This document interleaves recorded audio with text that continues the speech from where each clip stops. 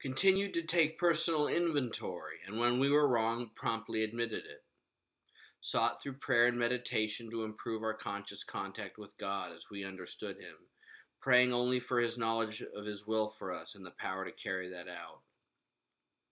Having had a spiritual awakening as the result of these steps, we tried to carry this message to other alcoholics and to practice these principles in all our affairs. I have shown the relationship between the steps and the four cardinal virtues, but my analysis has been somewhat misleading.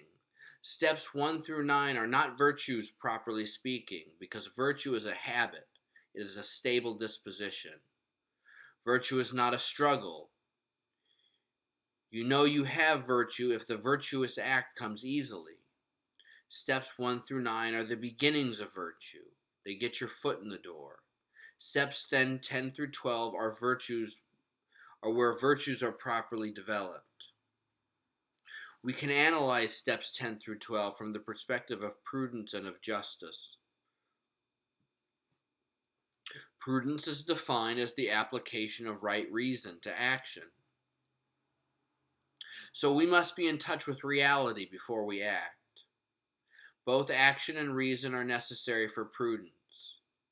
If one has right reason and they do not act, their knowledge becomes pointless and impotent. To act without right reason is foolish and can cause harm and destruction. Step 12 is an action step. To practice these principles in all our affairs means to practice the four cardinal virtues. Steps 10 and 11 get us touch in reality for the sake of the action taken in step 12. The purpose of the steps is to practice the virtue. Virtue doesn't happen in a vacuum. It comes from somewhere and it proceeds to something. It has an efficient and final cause. The final cause of virtue is God. The origin of virtue is self-knowledge through step 10 and relinquishing your will to God in step 11. One cannot practice virtue in this world if they are blind to oneself. One cannot practice virtue if they operate on self-will. In addiction, the faculties of the intellect and will are vicious. They are habituated to vice. In order to recover, the faculties of the intellect and of the will must be rectified. As I have said, this happens in a powerful manner in steps 4 through 9. But this is not enough. The faculties must be habituated in rectification. The intellect is rectified through the habit of step 10. And by giving over the will to God in step 11, the will is rectified. In step 12, the will is rectified through action. Recovery begins with entitlement and ends with gratitude. Recovery begins with powerlessness and ends with powerlessness. How do we understand this? When God acts in an addict's life through the 12 steps, something new comes to be that was not there before. A relationship emerges between God and man. The addict is now recovered, a state that is in its origin and maintenance entirely dependent on God. Now, for the sake of justice, all relationships between persons must be founded on equality. And if the equilibrium shifts, we must act to return it to equality. But it is impossible between God and the recovered addict. This is impossible between God and the recovered addict. The addict has been given something that he did not earn or merit, that he did not deserve. He has been given a gratuitous gift based solely on the goodness of God. There can be no equality between God and man. To put this in the language of justice, through recovery, the addict incurs a debt that it is impossible to pay off.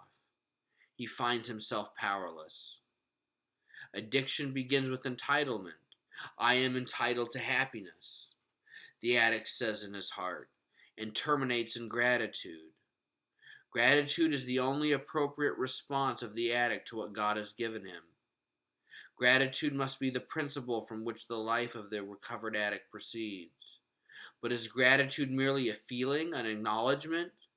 No, it must be an action. Gratitude to God primarily manifests itself in sacrifice. Every world religion understands this. Sacrifice comes from the knowledge of the disparity that exists between God and man, of a debt that must be repaid but cannot.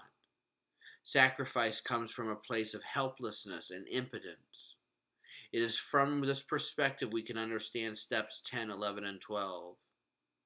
In step 10, I am sacrificing my ego. In step 11, by ordering myself to God's will, I am sacrificing my will. And in step 12, in helping a sponsee, I am at the very least sacrificing my time. At least I believe that the attitude a sponsor should approach a sponsee should be one of self-sacrifice. This is a powerful idea and can have huge ramifications in the life of the recovered addict. Your coworker is bad-mouthing you behind your back. Accept it and offer it up as a sacrifice out of gratitude with God. You suffer from depression and anxiety. Accept it and offer it up. You are lonely. Offer it up. I would like to end this discussion with a quote from Psalm 50, where God is talking to Israel about sacrifice. If I were hungry, I would not tell you, for the world and all that is in it is mine. Do I eat the flesh of bulls or drink the blood of goats? Offer to God a sacrifice of thanksgiving, and pay your vows to the Most High, and call upon me in the day of trouble. I will deliver you, and you shall glorify me.